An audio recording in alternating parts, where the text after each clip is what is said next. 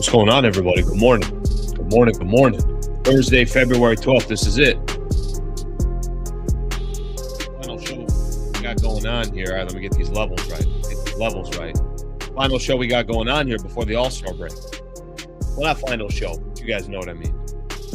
May take a day off next week. Still not 100% sure. I just kind of go with the flow of things here. Thank you for being here. Appreciate you guys being a part of the show. Excited to get today's show going. You know, got a lot of good topics. Some of them got to do with the game tonight. Some of them have nothing to do with the game tonight. A lot of articles around what the Lakers are going to do in the summer, going all in the summer. What's LeBron going to be doing? A lot of stuff kind of forecasting the future, if I'm being honest with everybody. So if there's a podcast that we're going to spend an hour every single day on, I like articles like that. Cheers to you. Cheers to whatever you're drinking this morning. Second cup of coffee here. Second cup of coffee for me. I don't know where you guys, I'm a kind of a two cups of coffee type of guy in the morning until I get things rolling. Maybe do something in the afternoon. You know, it all just kind of depends on the day. So thank you for being here. Appreciate you guys hanging out. I'm going to give everyone a quick idea of what we got going on for the show today, a full rundown.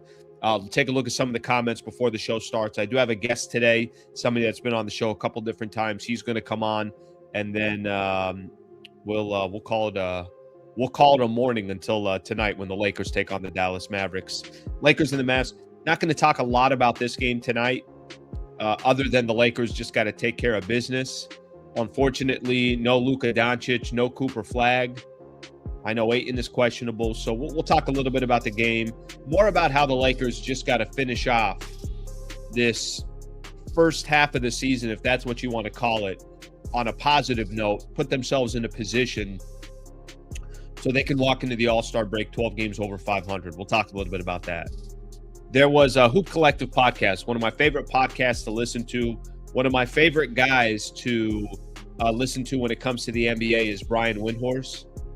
Him and Tim McMahon from ESPN were talking about the Lakers targeting Walker Kessler, Peyton Watson, a couple of these guys who are restricted free agents, how the Lakers can basically just try to use a lot of their cap space to go target those two players. We'll get Laker opinions, thoughts on that. What do they think of that idea? What do they think of those two players? Are those the two guys that the Lakers should be targeting? I think there was a lot that was said about the Lakers by only making one move and keeping their draft picks at the trade deadline. It signaled that they're going to be going all in for this upcoming summer. So there continues to be some different names that are starting to get mentioned around the Lakers. Peyton Watson's names I've heard. Walker Kessler, we've heard that name for a long time, but that's kind of reappearing. We'll get into that conversation. I'll play you guys the clip on the Hoop Collective podcast that talked about those two players. Windhorst also talking about LeBron options. Here's the one thing nobody is saying is LeBron's going to come back and be a Laker after this year. And I'm sure there's a lot of Laker fans that are out there that are happy about that or excited about that. I feel like there's more Laker fans that are ready to move on than they are to, obviously keep sitting with where the Lakers are sitting right now and ready to move on to that next chapter. He named two teams, and then he said there's two other mystery teams. We'll talk about that. I got that transcript. We'll get a chance to look at. Kevin Gray Jr., who covers the Dallas Mavericks, ALLCITY Dallas. He's been on the show a couple different times. I'm looking forward to having him on. I don't know if you guys have seen some of these articles. A lot of articles lately about the Dallas Mavericks. And let me see here. A lot of articles about the Dallas Mavericks, and will Mark Cuban try to put a team together to try to go get the Dallas Mavericks back? I'm going to ask him some stuff about tanking. We'll ask him some stuff, obviously, about the Anthony Davis trade, and then, of course, the game tonight between the Lakers and the Dallas Mavericks. So we got a few things we can hit on with Kevin as he joins the show. NBA news, the suspensions are out. There's a number of different things to talk about. I don't know if you guys have paid any attention to what Pablo Torre is doing, some of his work on a lot of his work on a number of different things. But one of the things that he's been doing is talking about the Clippers, aspiration. Did they circumvent the salary cap when they got Kawhi Leonard? Man, he had an interesting article that came out, or actually it was on his podcast, about Jerry West in there. Had, I think, a voicemail from Jerry West as well. Basically, people that were in Kawhi's camp when they were trying to make that pitch, hey, Kawhi, come to the Clippers, don't come to the Los Angeles Lakers. If you go to the Lakers, you're going to be basically a shadow behind LeBron James, which I don't think he's really wrong on that. Pablo Torre continued to do some really, really good work around his own individual journalism. I got a lot of respect for Pablo Torre. He's been doing stuff that's been built around online gambling and all the, obviously everywhere you turn now, somebody else trying to get your money and put money towards this, put money towards that. How much are players involved in any of this stuff? So Pablo Torre has done a really good job. And then the final thing we're going to do today, I had a really good call yesterday talking to some of the folks over at iHeart and AM 570. We got, obviously the All-Star game is here at the Intuit Dome, and it's going to be in Inglewood. We got 2 tickets to give away to the NBA Rising game tomorrow.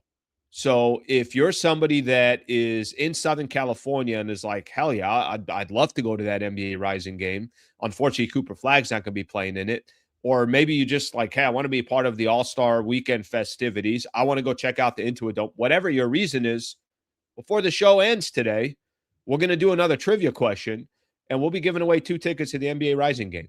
So looking forward to that. Shout out to AM 570 and shout out to obviously iHeart for helping us hooking us up with that we could give away to listeners. Okay, let me take a look at a couple of the comments here, and once we do so, we'll get the show started. NBA Rising Stars game is exactly the proper way to say it. Okay, let's take a look at a couple comments. We're going to get started. Let's see what we got here. Good morning, Slee. I'd give Luka AR backcourt this coming playoff run. If it doesn't work, I would sign and start shopping AR next trade deadline. Lath, I appreciate you giving your opinion there. Lath is already ready. Is already ready to start shopping away some of these guys. I've kind of had my own take on this. I want to give the front office, who, by the way, it feels like are going to load up on different players this, obviously this upcoming, or the front office, hopefully new ownership is going to load up on the front office this upcoming summer. And if they do that, obviously what they do after that, I think what's going to be the most important thing, at least from my perspective, is you got to give, I think, Luka and AR a chance. If you're going to build the team around Luka Doncic, go ahead and build around Luka and then kind of figure it out from there. Give them a year. Is there anything wrong with giving those guys 1 year together? I don't think there's anything wrong with giving these guys 1 year together. All right, let's take a look here. A couple more comments, and then we're going to go. I want to see Allen in NBA All-Star celebrity game one day. Listen. You don't even need to see it in an All-Star game. Come meet me at one of these outdoor courts, okay? Roll up your sleeves. I'm ready to go. Want to go threes? We'll go 3-on-3. You want to go 2-on-2? We'll go 2. You want to go shirts and skins? I'll have my shirt off before I even get out of the car. All right, it's a scary sight for everybody. Okay, we'll keep these comments coming in. You guys do your thing, and I appreciate you guys being a part of the show as always. I'm going to say one thing here real quick. If you're somebody that's very active in the chat, I appreciate it. Always appreciate everybody that's active in the chat. Do me a favor. Just make sure, if you're a part of the chat, your comments, be respectful. Kind of have in mind, keep things basketball related. I don't need to sit here and explain everything, you guys, but just keep that in mind, please. If you guys don't mind, let's have basketball conversations. And let's be respectful to everybody. All right, let's get the show started. Get a sip of my coffee. Give me a second here. I was up way too late last night. Almost made it to midnight. I mean, midnight now feels like it's 3 a.m. I mean, in college, you would be up till like 3 a.m. and it was nothing. You just get up and go to work. Yesterday was almost midnight. And I'm like, that's it. My day's over. I can't operate the next day. Lakers taking on the Dallas Mavericks later tonight. Final game before the All-Star break. Here's why tonight's an important game. I'm not going to try to sell everybody that it's that crazy of a game, but I got a little bit of an angle on this one. Lakers, I think, have had a good first half of the season under a lot of circumstances. I mean, some of those circumstances have to do with injuries. Some of those circumstances have to do with the roster is flawed. Some of those circumstances have to do with the Western Conference is really good. There's some circumstances that come with the Lakers. I think to close out this first half of the season, if that's what you want to call it, I always it's never first half because you're not 41 games in. It's not halfway in. But I think to just get to this point and a chance tonight to close things up and put themselves in a position where they're 12 games over 500. They'll probably be fifth or sixth or wherever they are on the Western Conference. Honestly, I don't think the standings matter at the moment because everybody's so close to each other. You lose a game here, you win a game here, all of a sudden you fall, you drop, whatever the case is. They'll probably be fifth if they just win tonight against the Dallas Mavericks. I don't think that's a bad place for the Lakers to be. So this is how I look at tonight's game. I don't pay too close attention. I don't think that, the world's going to end one way or the other. But here's what I do think is important for the Lakers tonight. Just go out there and handle business. The Dallas Mavericks have no interest in winning. One of the conversations I want to have with Kevin Gray when he comes on is a team like the Dallas Mavericks are a good example of a squad out there that's probably saying to themselves, let's lose as many games as possible, try to get another draft pick. Maybe they could get another top 4, top 5 pick and to pair up with Cooper Flagg and really start building for the future. If you're the Lakers, take advantage of that. Put yourself in a position that by the time tonight's all said and done, hopefully you're walking away healthy. Yes, I know there's no Luka Doncic. We'll get to him in just a second. But I think the bigger thing for me with the Lakers is they did not have they didn't position themselves. It's not like they're, in the 8th spot. Let me use the Golden State Warriors as an example. The Warriors are kind of all over the place. You don't know what you're going to get. I'm not sure what the Warriors' future is going to be. They're still obviously trying to swing for the fences. And there's a very good chance that they might be a number 8 seed and then have to go through the play-in tournament, have to face the Oklahoma City Thunder, and then their season's done in round 1. That's kind of not where the Lakers are. Lakers are in a different spot. They could still end up in the play-in tournament, but I don't think the Lakers have been awful. I think there's been times they've been very impressive. I think there are times they're very frustrating. But overall for the Lakers, if they get in a 7-game set against Phoenix or Minnesota or Houston, I think for that matter, I think they can win. And I think if they go up against the Denver Nuggets, the question's going to be, well, how healthy are the Lakers versus how healthy are the Denver Nuggets? Certainly wouldn't be favored. Let's see if the Lakers could try to steal or get home court advantage in that first round. Definitely would be a tough, matchup. And if in the second round you end up with the Thunder, if you obviously got out of the first round, or you end up with the San Antonio Spurs, and that's where your season ends, then okay, then we could start turning the page and we could see what happens from that perspective. But I do feel like for me, all tonight's game is let's close the chapter on this first half of the season. Don't play with your food tonight against the Dallas Mavericks and move on. ESPN did their power rankings. I think this says a little bit. This is their latest power. I think it was yesterday that they did it. Of all the teams, and some of them are not going to be a surprise. Other teams in the Eastern Conference, I don't think is that big of a deal. They go Thunder, they go Pistons. Okay, that's fine. They go San Antonio at number 3. So those are 2 teams better in the Western Conference. They go Denver at number 5. That's 3 teams better. They go Houston at number 7. And then they go Lakers at number 9. Basically, they have the Lakers, which isn't this big shock, which is probably exactly where the Lakers are, 5th in the Western Conference.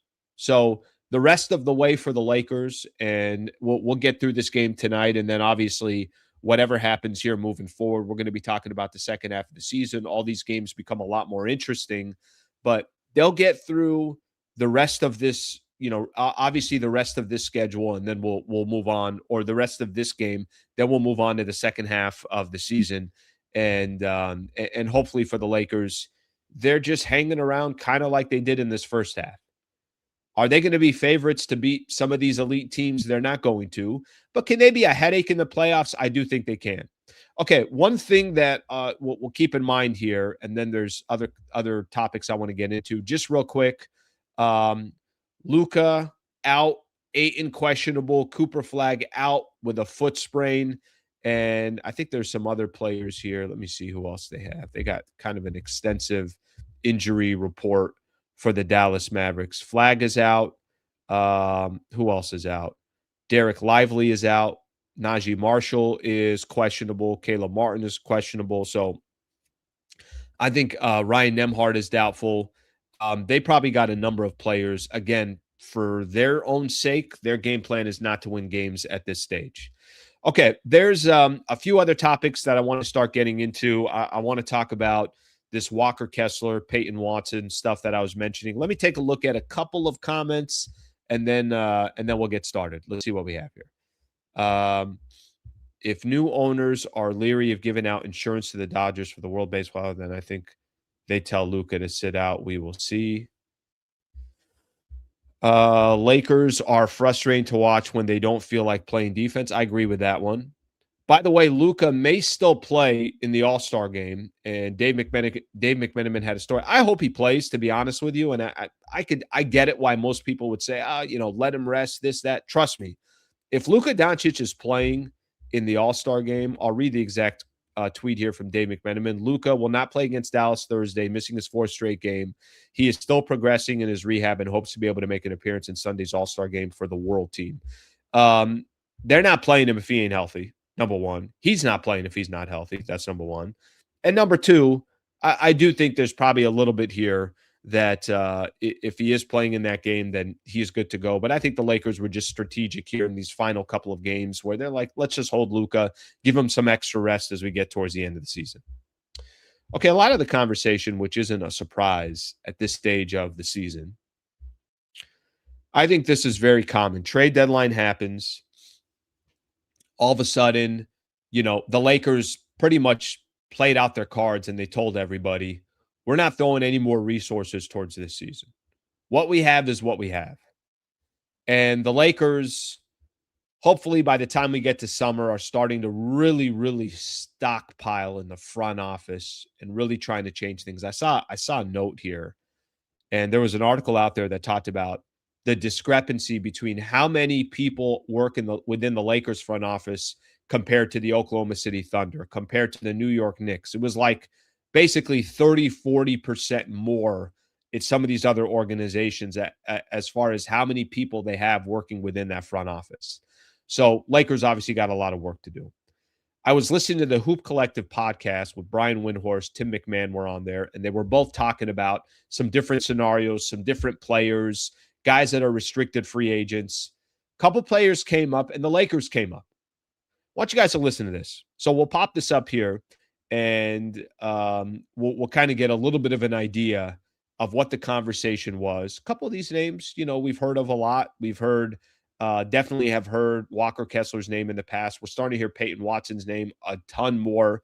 And again, this is about kind of big picture with the Lakers.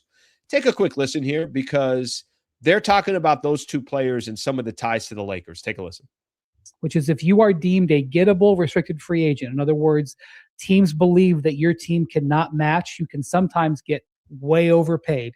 And I would say that Peyton Watson is trying to get in that lane from Denver because of what Denver has to pay to other people and their history of paying the tax. That might be, if you're a Laker fan, you're thinking about what you're going to do with your salary cap space. That's a guy. And I would just say maybe the Jazz will go out there and say, we're matching all offers on Walker Kessler. But if you're spending $90 million on their two front court players, even if you've got cap space, you can only go so far with what you're going to be able to do for Walker. So I would put Walker in that list as well. Also, all right, so it's just a little bit there, and what both of them were talking about is Walker Kessler, Peyton Watson. What are the Denver Nuggets? What are the Utah Jazz going to do this upcoming summer? This is kind of how the Lakers are going to have to do business. And I'm not telling you that it's the perfect plan, and I'm not telling you that it's going to work out. But what the Lakers are going to try to do is, well, can we acquire?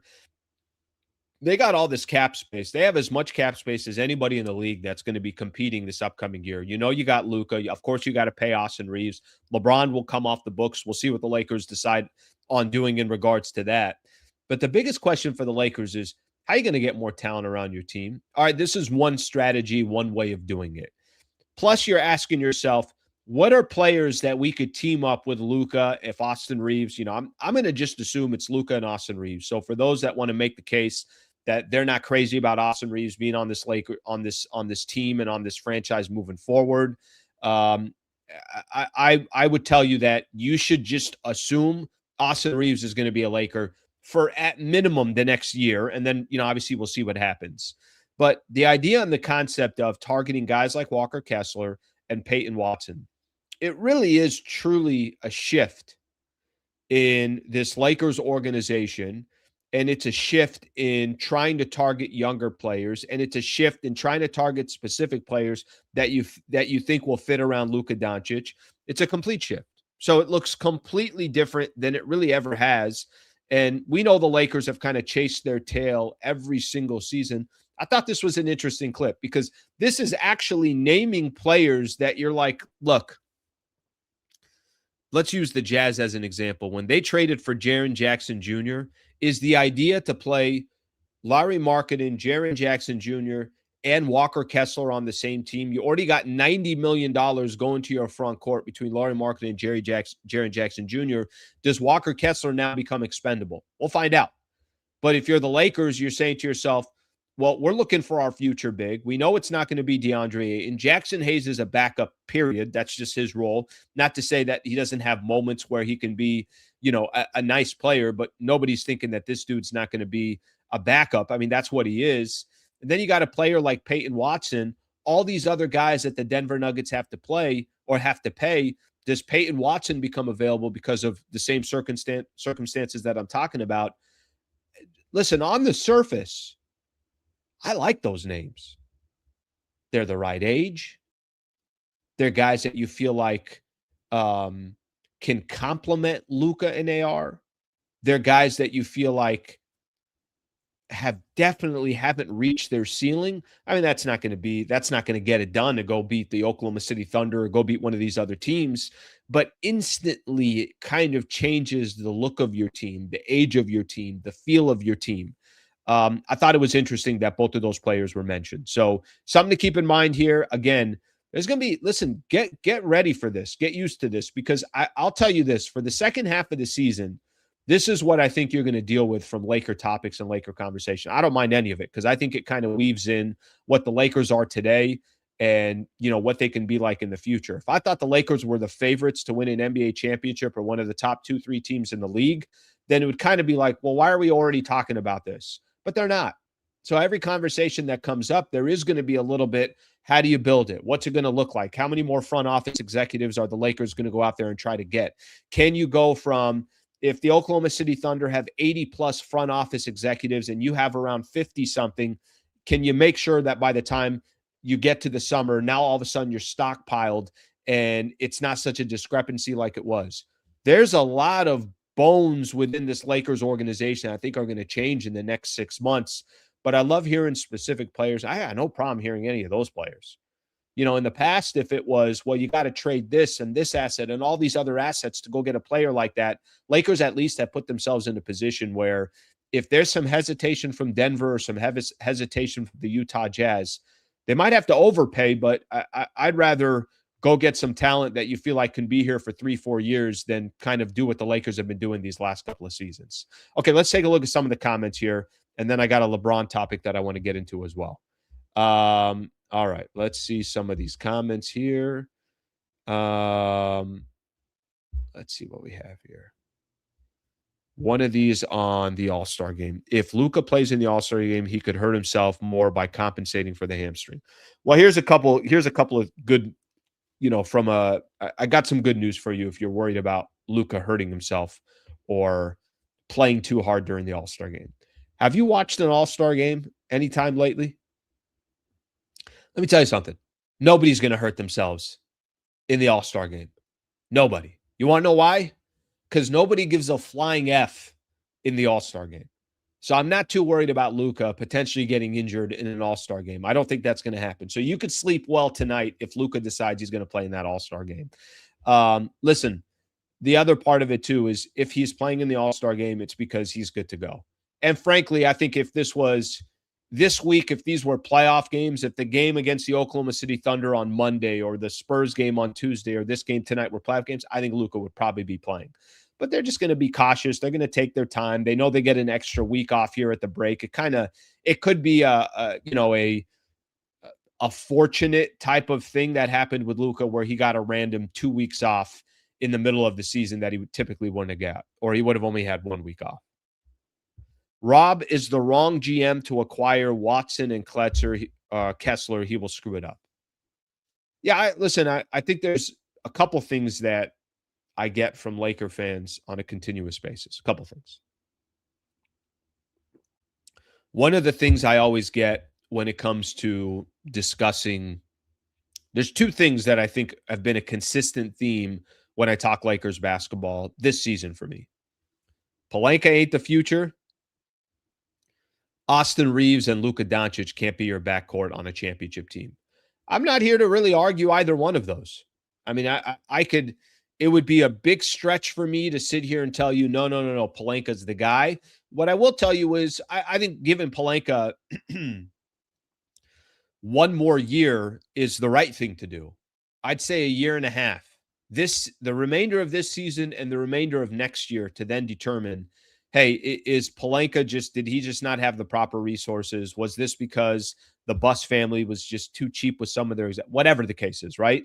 We're going to find out here in the next year and a half if he's the right guy or not. And if you're already like, we already know enough, he's not the right guy, I'm not going to sit here and argue with you because I think you could definitely make that clip. You could definitely make that case. So you've mentioned Lakers should sign Reeves, give it a year to see if he and Luka can work, and if not, trade him. Why would you only give Reeves 1 year? I'm not giving him 1 year as in a contract. I'm signing Austin Reeves. Obviously he's going to get paid this summer and he's going to get a number of, it'll be a multi-year deal. What I mean by that is I think you're going to find out within a year when Luka and Austin Reeves are playing together and you're starting to build that team around them. I think you're also I think you need a year to just figure out, hey, is this thing, can they make some real progress with those two guys on your team? Or is there like Austin Reeves and Luka? You need Austin Reeves to go get somebody else to make Luka and this team the team that you need. I'm not saying you should give it 1 year. What I'm saying is for those that are asking to trade Austin Reeves or don't sign Austin Reeves or whatever the case is, what I'm telling you is give it at least a year once LeBron is gone to see exactly what it is and what it looks like. That's more of my point. That's more of my point in regards to that. All right, let's see what else we got here. Nasli, when it comes to the Lakers and injuries, anything can happen. Rob is toast because not mom and pop shop anymore. I give it until the end of the season. Maybe it does happen. Maybe that is the case. And it's not just that it's a mom and pop shop. They're also putting themselves in a position where it's like, all right, now it's real deal. Now you got an ownership group that's coming in. The expectations are completely different. And they have the resources to go do exactly what they need to do. So that piece of it, I think, has a lot to do with it as well. All right, let's give a shout out here to one of our partners. I want to give some love to Brad Wallace and the Wallace firm. Injury attorneys can help anybody in the state of California. I've mentioned this a couple different times. I've known Brad Wallace now for about 6 years. And one of the things that I'm so appreciative of, when I was on radio, he was there and wanted me to obviously represent his company. I come over here to YouTube, I go independent, and he's still with me. I hope you never need him. Serious injury, wrongful death case. You, friend, family member, I hope nobody ever needs to reach out to Brad Wallace and the Wallace firm, but things do happen in life. And if it ever does, we created this URL, wallacewins.com/Sliwa. So you could see it here. You just, obviously you guys are looking at this, absolutely free consultation, no win, no fee is their motto. Hopefully you guys never run in a spot or a position where you need Brad Wallace and the Wallace firm. But if you do, people have hit me up on Instagram. People have reached out directly to him. If I can help in any way, let me know. Again, a proud partner of the channel, proud partner of the show. Shout out to Brad Wallace and the Wallace firm for being really, really loyal partners and a big part of what we're doing here on the channel. All right. As promised, I did mention we have a guest today. I want to welcome in Kevin Gray Jr., who has been a part of the show now a couple different times, and welcome him to the show. And of course, appreciative of his time. What's going on, Kevin? How are you? Alan, good to see you, my man. How are you? Good to see you as well. I'm doing good. Last time you came on, a couple hours later, you're in a suite. There's photos of you and Luka. I mean, listen, the connects over here. I mean, he's a Laker now. Relax, Kevin. Shout out to Luka. Yeah, him and his team were fantastic to us. We had ourselves an incredible night, and I mean, it just reinforces the bond that he has had with not only the city of Dallas. Obviously, yes, there is the photo there, but also to the people of Dallas as well. So obviously, there was a lot of transition for him in the wake of the trade, and those who he felt supported him, and was able to communicate that. He was willing to apparently allow us to share in that. So sincerely appreciative to him. It was an incredible night, and yeah, man, y'all got a good one. Y'all got a good one in Los Angeles for sure. Well, here's an interesting one, and I know we can go on a couple different angles in regards to the conversation about obviously about the Lakers and the Mavs, and I know there are a lot of different pop this up here, a lot of different. I don't really know where to start with our conversation, because I think Lakers and the Mavs tonight almost becomes a side story for the Lakers. It's trying to just win one game before you get to the All-Star break. They would be 12 games over 500. I think there's a couple things that are apparent. We know that the Lakers are not the level, I would say, of the Oklahoma City Thunder or the San Antonio Spurs. And then I don't really know where they are after that. I would still think that Denver, if they're healthy, that's a really, really tough matchup in the playoffs. There's a lot of maybe 3-4 teams, I think, in the Western Conference. I think it's kind of up in the air. I'm curious to get your opinion on this, and then we focus a little bit more on the Mavs side after that. What do you make of the Lakers? Just what do you make of their position, what you've seen so far? They're sitting 5th, 6th in the West. I think if they win tonight, they'll fall back to 5th. If they lose, obviously, that's a different story. What do you make of this team so far, their positioning, and obviously, like you mentioned, led by Luka? Yeah, I think, looking at this team right now, I would say the ceiling for them would be a first-round exit.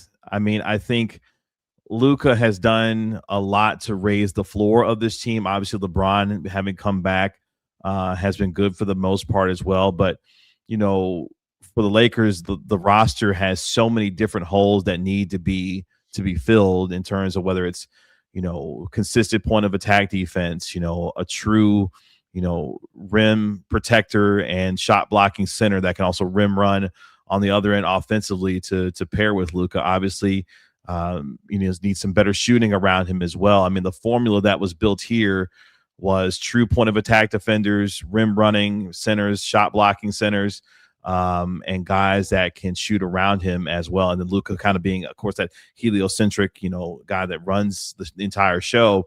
I think the roster for Los Angeles is devoid of quite a bit of that. And I think Lakers fans who are, honest about, the roster would feel a lot of the same way. But it just shows you what it means to have a top 5 player in the league and what that can do to even increase, the floor and the ceiling of a team, even with the amount of deficiencies that the roster has. You don't think I've heard the name come up a couple different times. We've heard Daniel Gafford's name come up. I'm assuming here there is no way that the Lakers and the Mavs are making a trade anytime in the near future. Is that safe to say? I don't see it. I'm just curious from your perspective. Yeah, I don't see it either. But also, I'm also on the side of, one trade that, yes, obviously has rocked the franchises for both of these teams, shouldn't necessarily preclude you from doing business again. And the only reason why I say that is because if there are things that Los Angeles has to help the Mavericks continue to build around Cooper Flagg, I mean, you have to listen. It would be bad business not to listen to potential things that could help, this team, regardless of where those things are coming from. But yes, if I was a betting man, I would say that the Mavericks and Lakers are not going to be doing business for a little while. Nico's not here anymore, so there won't be any free gifts of superstars coming from Dallas to Los Angeles anytime soon.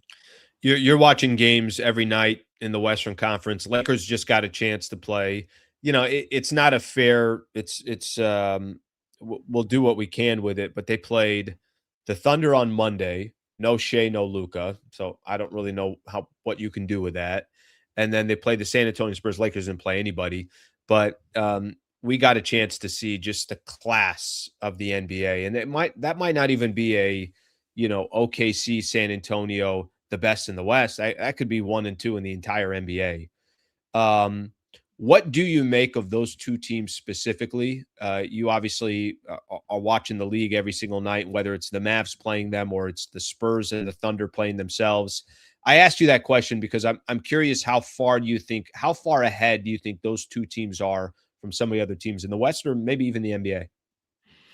Yeah, I think for Oklahoma City and San Antonio, they're two of the more complete teams in the league. Now, the experience factor for San Antonio isn't there because we haven't seen this group in the postseason yet. Right. Obviously, for Oklahoma City, they are a proven commodity and the reigning NBA champion. So when they're healthy, we know exactly what they are capable of and have the best roster from top to bottom, in the NBA. So when Oklahoma City's healthy, they're a class unto themselves. San Antonio is interesting because, they obviously have, their budding superstar and Victor Wembanyama, but they've got really talented guards when it comes to De'Aaron Fox, Stephon Castle, who we just saw put on a show against the Dallas Mavericks this past Saturday, where he went for a 40-point triple-double and was every bit as good as the top 5 pick that he was, a couple of years ago and being the rookie of the year. So, they've got some depth behind, Wembanyama with Luke Cornett, who I thought was a really good signing and pickup for them.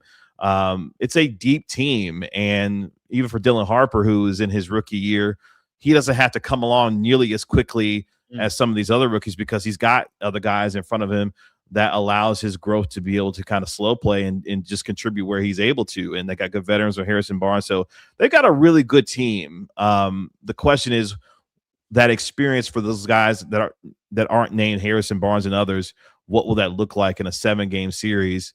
But right now you would have to say that, between them and the Denver Nuggets, who I think if you look when Denver's healthy, they're starting 5 with Jokic, Murray, Christian Brown, Aaron Gordon when he's healthy. That's as good of a starting 5 in the league as anyone. So I would say Denver, San Antonio, and OKC would be my 3 favorites, in the West at the moment. It's interesting because we got this. I'm going to kind of jump around. I'll do a couple Laker questions and I'll jump to Dallas as well. I won't certainly get your thoughts on the trade deadline and moving forward. One thing that has been pretty kind of heavily reported, and I'm curious to look at it from your perspective on this. Lakers officially jumped into a new chapter with new ownership a few months ago. And it ain't apples to apples, but what is the feeling around the league of this kind of mom and pop shop that the Lakers have had for a number of years? Certainly since Dr. Jerry Buss passed away, it's not the same franchise, and it can't be. I mean, you got one of the greatest owners to ever, and now he's got his kids running the family running the franchise. To now it's sold to Mark Walter and his group for $10 billion. Seems like they have endless amount of money. There is a salary cap. You can't build things the way you do in baseball. But do you feel like there's a tide churning with the Laker franchise? We haven't seen anything yet, but does it feel like you're looking out into the horizon? It's like, yeah, whatever you thought that organization was for the last 15 years or maybe 12, 13 years, how much do you think that's going to change based off of new ownership? Honestly, it depends on if they keep Rob Pelinka as the general manager there, because I tend to think as someone who watches the Lakers and watches these other teams around the league, a lot of folks will look at the Lakers situation, and obviously aside from the title that, was won in 2020, a lot of folks will look at Rob Pelinka and say maybe he's not doing the best job in Los Angeles. So if the Walter Group is like, look, we need to make a change from top to bottom when it comes to, basketball operations, scouting department, however this needs to look, and they build a model to what they've done with the Dodgers, not necessarily, to the exact T of what they've done with the Dodgers, but if they put that kind of structure in place, I mean, the resources are endless. So look out. I would say if they decide to really put the pedal to the metal, and especially if they move on from Rob Pelinka, which, I mean, to be honest, for those who are outside looking in, y'all can keep Rob Pelinka all you want to if he continues to do the job that what he's done so far. But if they do decide to move on and get, different leadership in there, yeah, things could move, I think, and drastically pretty quick, because you have to, because you got a superstar there who's in the middle of his prime that you have to build around in order to not only keep him there, but put him in position to compete for championships for years to come. It's funny you say that, because I think, the perception that I think you just gave is actually the perception of a lot of Laker fans in general. A lot of Laker fans are like, so this whole Pelinka thing is that, you're going to turn the page. And I've given the example of, if I told you, if I got unlimited resources, and again, when I say unlimited resources, what I'm talking about is what they could do from a front office perspective. I'm not talking about what players they can go out and get, but it all does kind of start within that front office, and it, goes from there. But if I said, tell me the 5 brightest basketball minds in the NBA, where is Rob Pelinka going to come up on that list? Well, he's not coming up in the top 5. And wherever you obviously want to put him. So I think the question that you just made, and maybe that's when things will really shift for the organization, is if and when they say, oh my gosh, they went out and got this front office executive, or they went out and did this or did that, or they went from X amount of people in the front office and they almost doubled the amount of people that they have now, that just the resources that they're offering. It's going to be interesting, obviously be interesting to watch. And this is also somebody that traded for Luka. And I know you don't want to give Rob Pelinka any credit, but I think that Nico Harrison, Rob Pelinka relationship did help the Lakers make that trade. I mean, I'm assuming that it did, but even with that, I still think there's a lot of Laker fans that are like, yeah, that ain't the guy.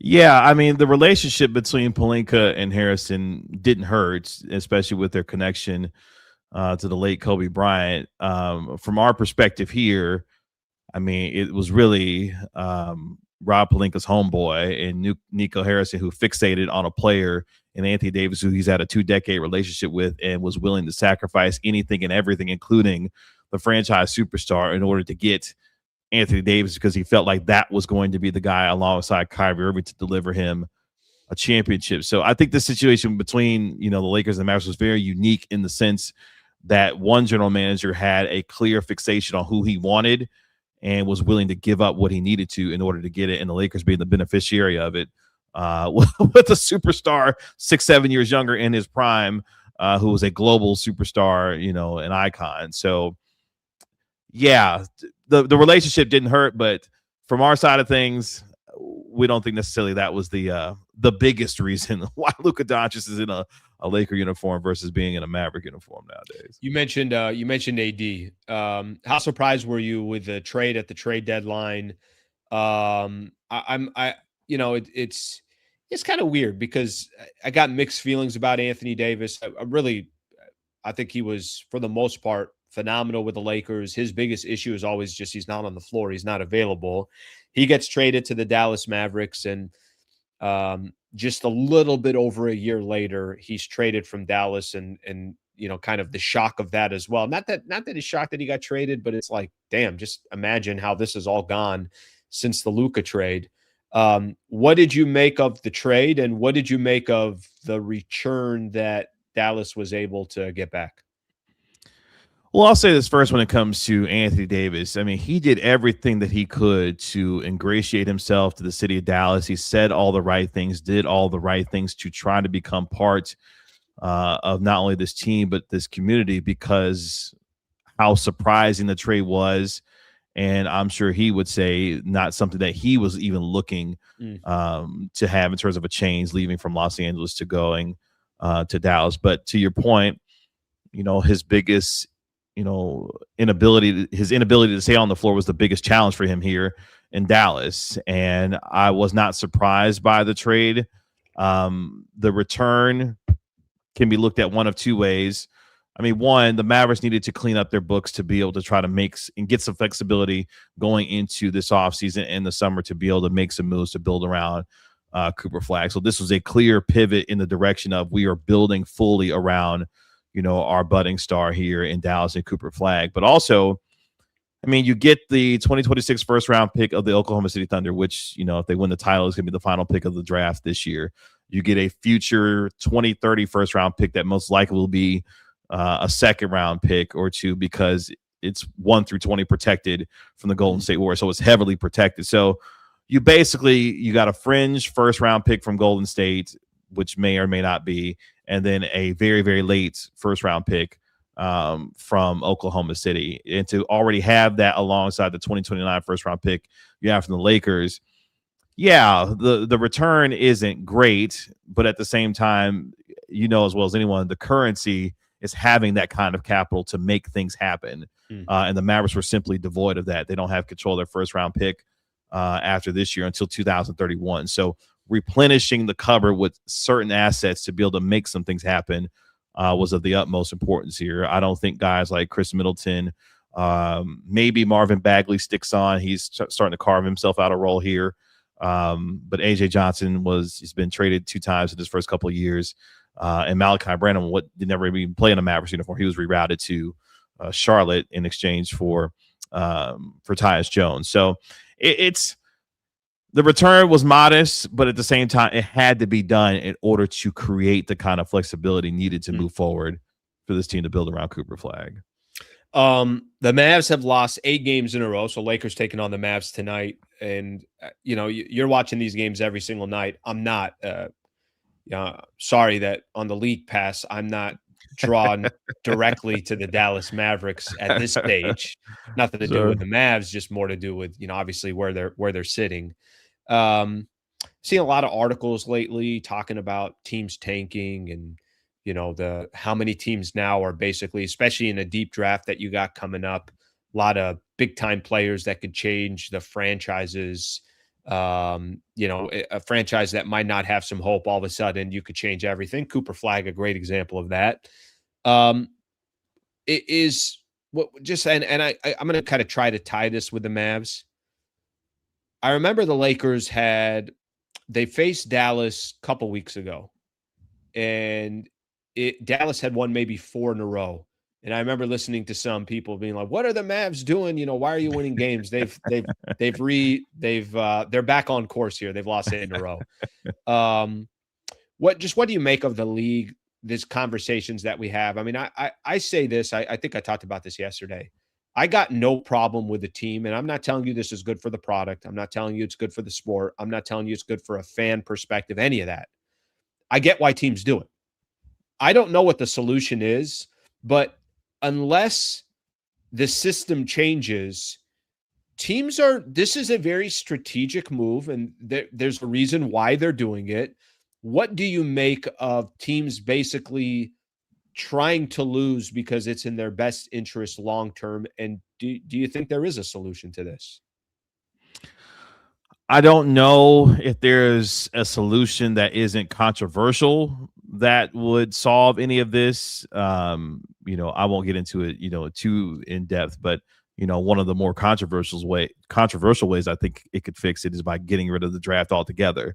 Now that's another conversation for another day that, could lead to a whole 2-hour discussion. But outside of real radical change, I don't know what really can be done, because you're right. Especially for small market teams, the best way to attract talent and to have it for a somewhat long-term period is to do it through the draft. So, the classic case being used, of course, is the Utah Jazz, who we just seen that, Jaren Jackson is going to be out for out for the remainder of the year for season-ending knee surgery, conveniently after playing a couple of games, but that's neither here nor there. But Utah has tried to get themselves in position to have a number 1, number 2 pick over the last few years. And if you're a franchise willing to have a stomach to deal with that for years, then yeah, the best strategy is to lose games to get the best draft pick possible, because it's hard for smaller market teams to attract the kind of talent organically through free agency or through trade than for other big market teams. So the best way for them to do it is to do it organically through the draft, or quote unquote organically. through the draft. So, and this year's class is particularly interesting because you could go 1 through 6, 1 through 7. Some folks are going to be 1 through 8, where you can find yourself a true impact player and difference maker. So the flagrancy of tanking that you will see over the next 2 months will be cinema, because these teams will be getting to jockeying into position to make it happen. But I don't know if there's a true real solution to it, because it is as, apparent as it is right now. Final one I got for you, and I appreciate, obviously you joining the show and always very nice with your time. Seen a couple of these from a couple different, reports and reporters, Mark Stein being one of them, who I know you do a lot of work with as well. Is there a world where a couple years from now, Patrick Dumont and, their group are no longer the owners of the Dallas Mavericks? I know there's no way of predicting this, but, obviously the fallout from the Luka trade, and the easiest thing they could have done was fire Nico Harrison, which they did. Then the second thing they could have done was, all right, well, let's completely turn that chapter. Let's get rid of Anthony Davis, the guy we traded for. I think the only thing left is that ownership group moving on. But Mark Stein has reported, I know Mark Stein has, in regards to potentially, doesn't sound like there's interest from their side of wanting to get out of ownership. And Mark Cuban recently being quoted, I think that was with Brad Townsend, if I'm right, recently being quoted saying that he doesn't think that they're going to want to sell. Is there a world that ownership group says, you know what, we came into this, let's get the hell out of it? Or do you think in 5 years it still will be the same ownership? I mean, as of this moment, I think it'll still be the same ownership group. And, for the Dumont and Adelson family, there are other considerations here in Texas that wanted them to be able to be in ownership of the Mavericks to begin with, namely trying to get, gambling passed here in the state of Texas, which is, again, another conversation, not necessarily for this this medium, but that's one of the biggest reasons for them to have jumped in to buy the Mavericks, was that they're trying to get gambling passed here. And what, depending on what happens in elections over the next couple of years and cycles, that could change to where they're able to get something like that going here in Dallas, and as far as Texas is concerned. But long story short, Mark Cuban sold the team on a discount to his homeboy and his homegirl in exchange for running basketball operations, and he was cut out and was subsequently, made to not have any influence when it came to basketball operation. I think there's some some sellers' remorse from Cuban at this time, given how things have played out over the last, almost 3 years, because he sold the team in November of 2023, and it was ratified and formally, made official in, December of 2023. Of course, the Mavericks went on to the finals and everything else since then has been kind of chaos. So I think there's some seller's remorse from Cuban, but unless they're going to come with a Mark Walter 10, 12 billion type of offer between Cuban and whomever these group of investors are, the Adelson and Dumont family are not going to sell. And they said as much last night, very strongly, saying that the team is not for sale. And in fact, they look to expand on their ownership stake within the team, because there's a clause in the deal that allows them to buy down Cuban from his 27% ownership stake that he has down to 7% at any time they please between now and December of 2027. So if the Dumont and Adelson family feels like, Cuban is, tried to threaten to buy the team back, well, they could just buy him down and completely remove him from the picture anytime they please between now and December 2027. So it's a lot of drama, happening around here with respect to the team, but I don't see them going anywhere anytime soon. Good little soap opera here in Dallas. I mean, when is I thought Lakers were the franchise that's the soap opera. Dallas is competing here with let me tell you something, man. Between the Mavericks suing the Stars and countersuits from the Stars, the hockey team here, to the Mavericks, to now this situation, hasn't been a normal day around here pretty much since February 1st of 2025. So, I know that Hollywood has its own set of drama. We got our own down here in Dallas. That's for sure. Well, I'll tell you, if you're, doing a podcast, it's good content for you there, Kevin. I'm sure you're business isn't bad. It's not bad. Go do your thing. Go take That's advantage. Right. Well, I appreciate the time as always. Obviously, Lakers got the Mavs tonight, and thank you for hitting on all these different topics. And always appreciate you coming on the show. You got it, Alan. Appreciate the time, man. Good to talk to you. Man. Thank you. You too. All right, that's Kevin Gray right there. Okay, good stuff there. Good stuff. That was fun. Yeah, there's just a lot to kind of hit on. I mean, it's kind of funny. Dallas, this just franchise that I wouldn't think just has all these different topics and tie-ins. And now obviously I was watching, like I mentioned, these last couple of days, seeing that, wait, is Mark Cuban, are they trying to put a group together to go buy the team back? It's like, that's real drama. All right, good stuff there from Kevin Gray. And again, he does a fantastic job covering really, I think, just the Dallas market in general, but of course the Dallas Mavericks as well. All right. I got a lot of comments to get into. We still got some other topics to get into, so we're going to be able to do that. Let's give some love. We got definitely have some love that I want to give to another one of our partners here. Shout out to Harrah's Resort SoCal. How cool was that? When did we give away our giveaway? When did we do that? I think we did that on Monday, Tuesday. I don't even remember. I don't even know what day it is today. We had a really cool giveaway. And we got another giveaway coming a little bit later today. This one will be from Harrah's, but Harrah's is a phenomenal partner. And this partnership started for a couple of reasons. I've known some of the folks there, the marketing director there, for years. And one of the things that's been great about this partnership with them is we get a chance now to give listeners an opportunity to get 20% off to go book rooms at Harrah's Resort SoCal. There are some restrictions that apply. I put in the details. If you go look at this video, I got the details of the channel and the podcast and what we talked about and everything else. But there's also a link there to get 20% off when you do book. So let me tell you this. If you go to the website, harrahsocal.com, awesome. You can go look at what they have to offer from a food perspective, entertainment perspective, all the different amenities they have there. But if you're going to book a room, you got to use our code. So make sure, again, it's on, the details are going to be on there. The actual link is going to be on there, and you could get 20% off when you book. Restrictions apply. Do it during the week there to really kind of take advantage of the offer. But love this partnership with Harrah's Resort. You guys know that I was out there just a couple weeks ago. Hell's Kitchen is one of the best restaurants in Southern California. Rita's Cantina, very underrated, to be honest with you. Phenomenal Mexican food. Overlooks the pool, overlooks the Palomar Mountains. So it's really, really beautiful. They got the Rincon Brewery. If you're a big beer fan, had their Mexican lager when I think I cracked one open during one of the post-game shows when I was out there. So Harrah's, a great partner. Shout out to them for being a partner, and thank you to everybody who's supporting our partners in the process as well. Okay, let's keep moving here.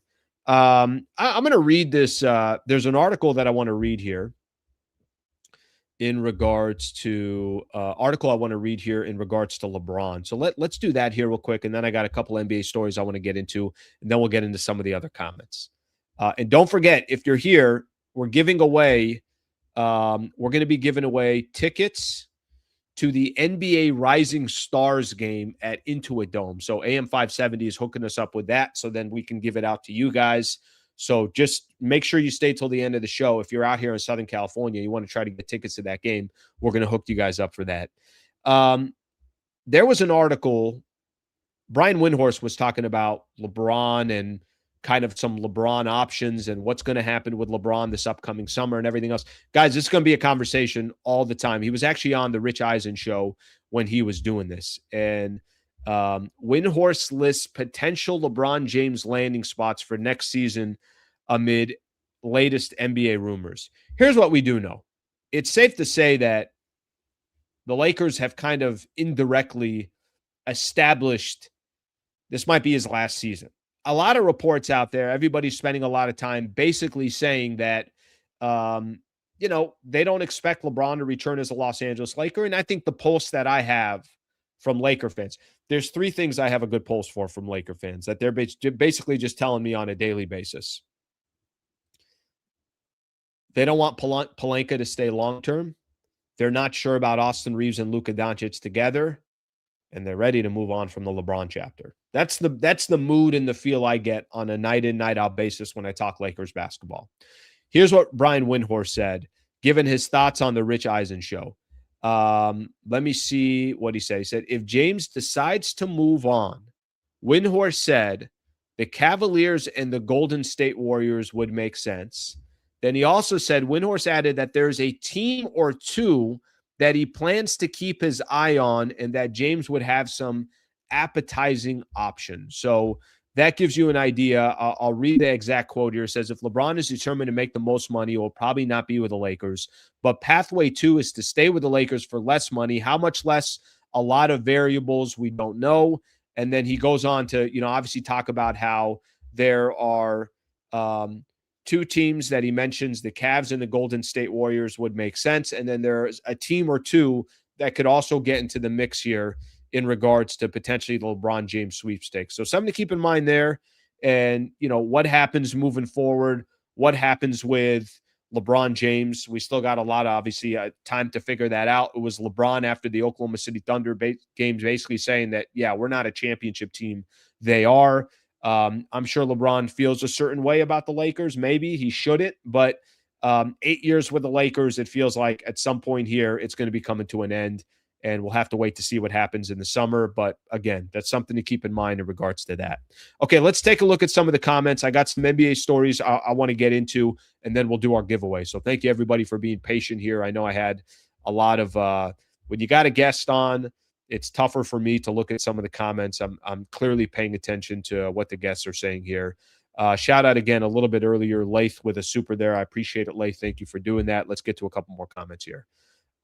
Warriors going to be a retirement home if Braun goes there. You might be right about that. We're not getting Kessler. Danny is not letting him go to the Lakers. Get over it. And why would Denver let Watson go to one of their competitors? He's re-signing. Laker fans are so delusional. Well, I'll tell you why. Sometimes it has nothing to do with what a team wants. It has to do with basically where are you financially. I agree with you. If I'm the Utah Jazz, I'm trying to hold on to Walker Kessler, definitely trying to hold on to Walker Kessler. The question is going to be, the Lakers can drive that price up, and do they drive it up enough to where a team says, you know what, we're not going to match that. At the absolute worst, Lakers can drive the asking price up. And the Denver Nuggets are kind of in a similar scenario here. Obviously, a lot of their money is going to Jamal Murray. It's going to Nikola Jokic. It's going to Aaron Gordon. I mean, their resources are going to certain teams, or their resources are going to certain players, and teams only have so much that they can offer. This is one of the advantages Lakers have this summer. One of the advantages the Lakers have this summer is they have the flexibility and the finances to go make moves like this. They can't, maybe they can't get both players, but maybe they say, let's go all in on Walker Kessler and we'll just take our chances. We'll offer as much as we possibly can. And if it ends up being a bad contract, it ends up being a bad contract. There's only so much the Utah Jazz can do. We saw this a little bit earlier, and Kevin mentioned it when we were having the conversation. I'll hit on it with top NBA stories. Jaren Jackson Jr. is out for the remainder of the year. They just traded for him. There's $90 million between Lauri Markkanen and Jaren Jackson Jr. already in your front court. Are you going to go spend another $35 million a year for Walker Kessler, or $30 million, whatever that asking price is? And this doesn't just have to be the Lakers going after Walker Kessler. There could be other teams going after him. You're making it sound like, at least with this comment here, I'm not trying to make it sound like that the Utah Jazz don't want Walker Kessler, or that the Denver Nuggets don't want Peyton Watson. The question becomes, at what cost? Because what teams like the Lakers can do is they can overpay because they're restricted free agents, and then it's just up to the Utah Jazz or the Denver Nuggets to say, well, no, we don't want him to go anywhere. We're going to go ahead and keep him, and now we have to overpay to keep one of our own guys. So that's what it means. It doesn't mean that, these franchises are trying to help the Lakers. I don't think that's the case at all. I don't think any team's trying to help the Lakers, but the Lakers have at least put themselves in a position that they got some of that flexibility in the summer. So that's the point that I'm trying to make here. Say that again, Slee. CBA is a thing that these smaller markets are kind of broke. People forget about the CBA way too much here. Listen, the NBA is a kind of a complicated method here of how they want to give every team not an equal opportunity, but as equal as they possibly can. You can be a team like the Oklahoma City Thunder in one of the smallest markets in the country, but you run the franchise well and dominate the league, you have that opportunity. By the way, you could also be the New York Knicks and finally put together a good front office and also have a really good team that could come out of the, obviously come out of the Eastern Conference. But you could be the Cavs and be competitive. You could be the Spurs. You could be competitive. You could be the Golden State Warriors, one of the biggest markets, and be competitive. You could be any size market in the NBA and be competitive. What you need is a good front office. That's where the Lakers are going to try to catch up with some of these other teams is by obviously having a good front office. Okay, a couple of things on the around the NBA that we're going to get into, and then we're going to call it a day. I appreciate you guys hanging out today. Lakers obviously got the Dallas Mavericks tonight. See if they can get 12 games over 500 before the All-Star break. Then we also got the giveaway. Like I mentioned, we got that giveaway coming up as well. I saw this. I don't know if you guys saw it. Let me read the exact article here. Jazz Jaren Jackson Jr. to have surgery for growth in knee. Not really sure what that means. Remove a growth in his left knee, the team announced Thursday. Guys, this is where the NBA is. If you got a chance to position yourself in this upcoming NBA draft, teams are tanking. The Mavs have lost 8 in a row. If it was up to them, they'd lose 25 in a row. Teams are tanking. The Utah Jazz have no reason to play Jaren Jackson Jr. the rest of the year. And I'm not telling you that this isn't a real injury and he's got to have surgery. What I'm telling you is there's probably a relief from the Utah Jazz saying, all right, well, there's a chance for us to lose some more games. And big picture for everybody, that's obviously something that they have interest in. The Pistons and the Hornets, they got their suspensions. Isaiah Stewart, 7-game suspension. Miles Bridges, 4 games. Moussa Diabate, 4 games. Jalen Duren, 2 games. So gives you an idea of some of those suspensions. Let's see what else we have here around the NBA. A player right now drawing some interest. Jeremy Sochan, if I said it correctly, has been bought out by the San Antonio Spurs. Still 2-way contract eligible technically, so a team could pick him up that way and then convert him to a standard roster spot ahead of the postseason. I will say that I know there's some Laker fans. Listen, if I'm being honest with you, I would love to have him on this Lakers team. Not that he's going to make a significant difference, but it looks like the Knicks and the Suns were interested in him at the deadline. We'll see what ends up happening. If the Lakers were able to get him, then they're going to have to cut a Drew Timme or a Chris Manning or a Nick Smith Jr. They're going to have to cut somebody in order to make it happen, and we'll see what the Lakers end up doing. But in regards to another player that's out there and that's available, that's one player that could be available. Okay, let's do this. The only other thing I'm going to mention here, and I would just encourage you guys to go to Pablo Torre and go look at some of the work that he's doing. But he's done such a good job trying to cover this, this Clipper stuff with Aspiration and where they circumventing the salary cap. Yesterday, he put out some different stuff about how the Clippers were trying to get Kawhi Leonard. At the time, it was between the Lakers and the Clippers, and they were doing everything they can to try to, obviously bring Kawhi Leonard to the Clippers. I had some voicemails that were on there speaking to some people within the camp of Kawhi Leonard, and it's just really interesting to listen. Jerry West basically saying, like, look, at the end of the day, he's going to get buried if he was on the Lakers. All the attention's going to go to it's going to go to LeBron James. And it just kind of took you inside of the thought process of why Kawhi Leonard and his camp decided to choose the Los Angeles Clippers. And maybe there were other reasons as well.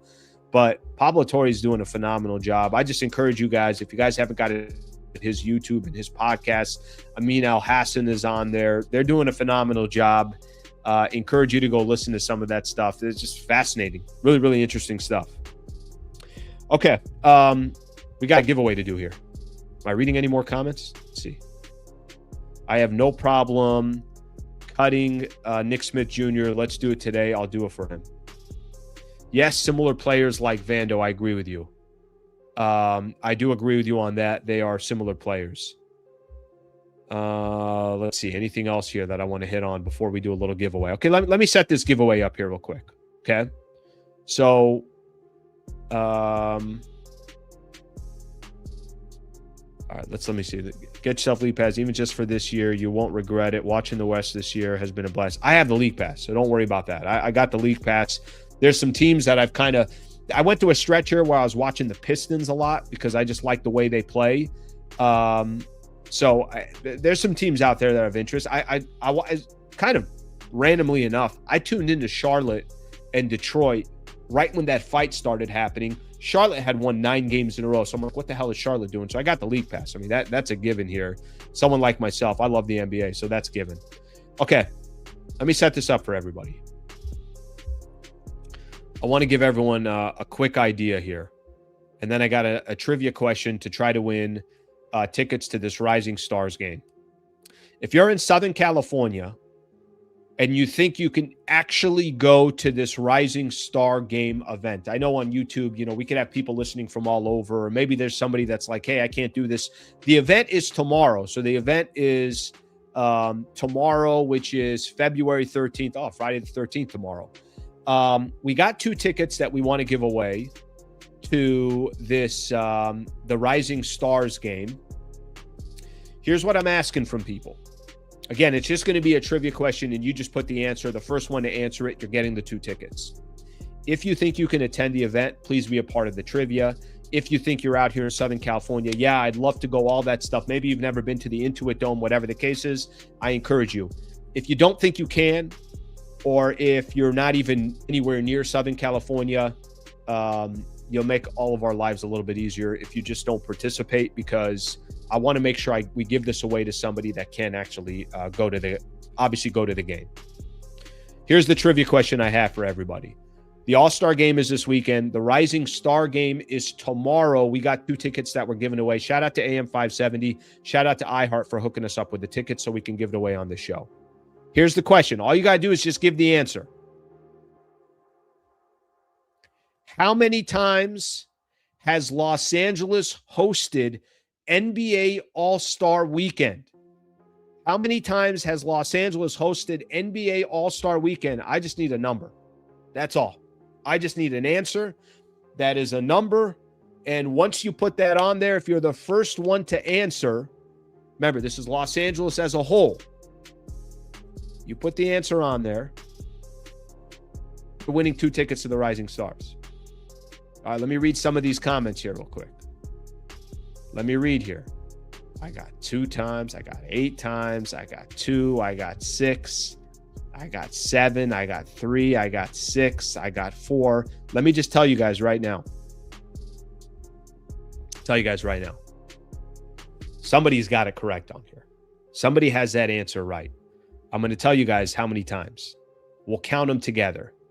This is the years that Los Angeles has hosted the NBA All-Star Weekend.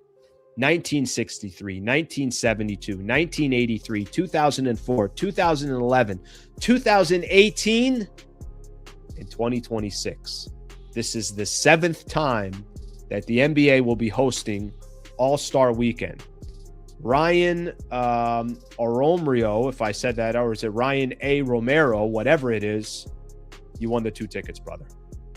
Thank you for being a part of the show. Thank you for being on the channel. I've seen this name a lot, so I'm happy we're giving this away to a listener that has been a part of the show. Shout out to AM 570. Shout out to iHeart for the 2 tickets. Ryan, do me a favor. You're going to send me an email, and you're basically, and I'll put my email address on here.